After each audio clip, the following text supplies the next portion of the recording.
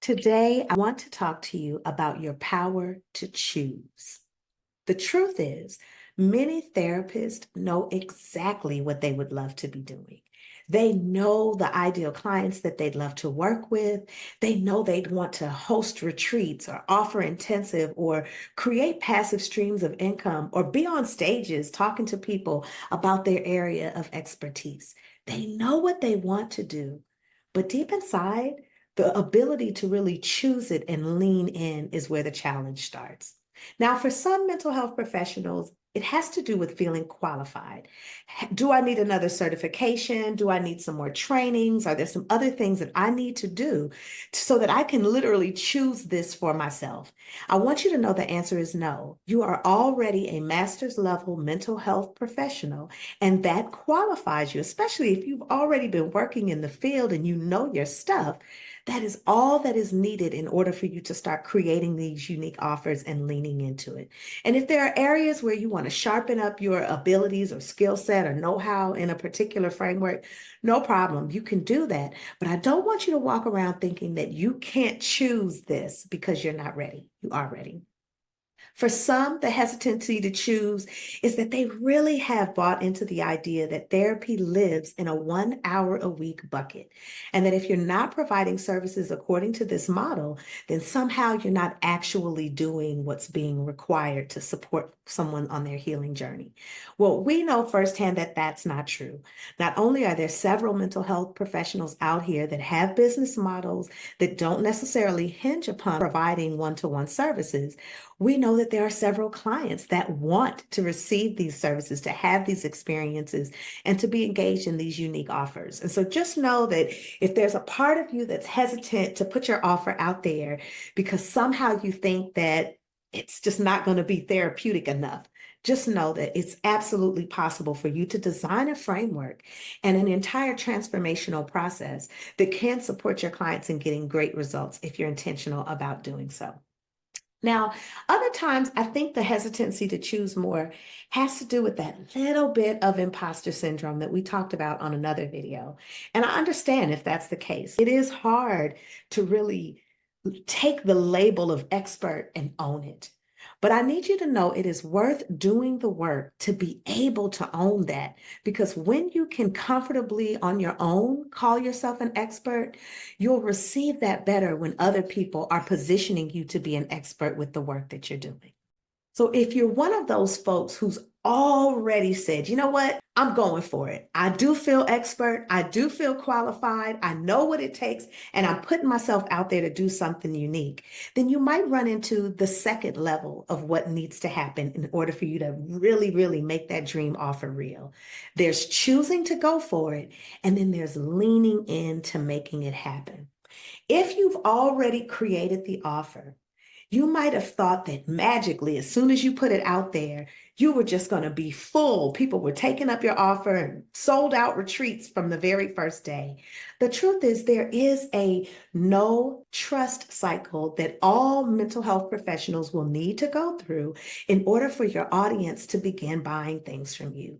So, knowing has to do with visibility. Can they see you? Can they know what your expertise is? Have they seen the offers that you put together? And this is not just something that happens one time. Someone sees the retreat and then they sign up that day.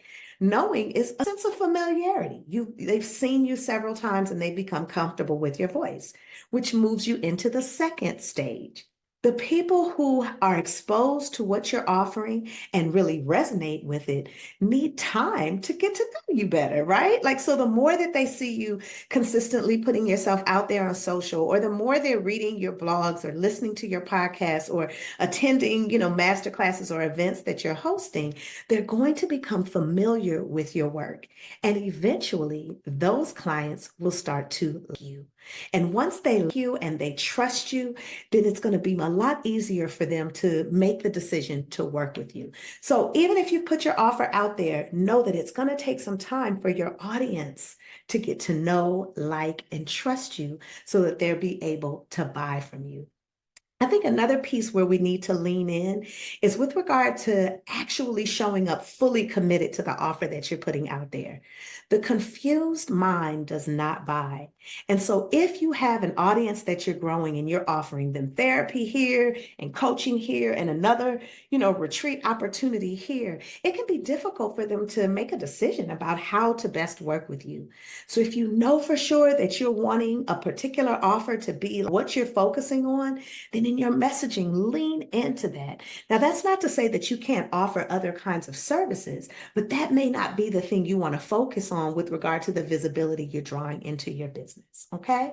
So give yourself some time and know that it's going to take a while for people to become familiar with you.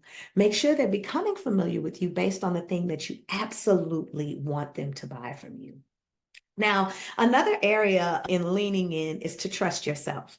You're going to hear from so many different experts on how to do a particular thing, how to market, how to gain visibility, how to put yourself out there. I want you to know that there's a level of self-trust required in order for you to show up really confidently. So sometimes I'll see people ready to put their offer out there, but the way in which they're trying to gain visibility isn't a good match for their personality or how they are comfortably able to represent themselves. Well, people can feel that. And so make sure that you are trusting your own guidance with regard to what's the best way for you to put yourself out there. Even if other people tell you, TikTok's going to be the best thing for you, if that's not a place where you're comfortable, then that's not where you need to be growing your audience. Okay.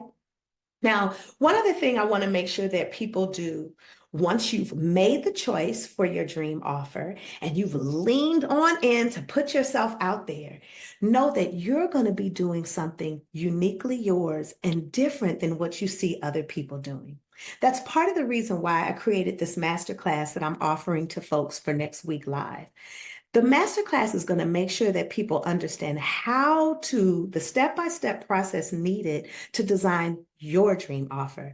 Because the offer that's a dream for you is going to be different than what might be a dream for someone else.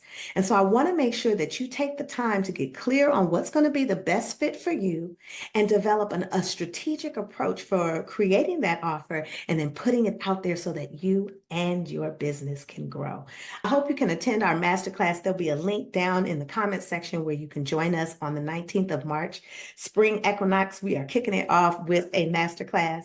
And if you have not already hit that subscribe button, come on and join us. If you're liking this content, feel free to share it with another mental health professional. And if you've liked a few of my videos or listened to a few of my videos, now might be the time to go ahead and commit. Just go ahead and subscribe, and then I'll see you week after week talking about how to take good care of yourself, take good care of your clients, and most importantly, how to take good care of business. See you next time.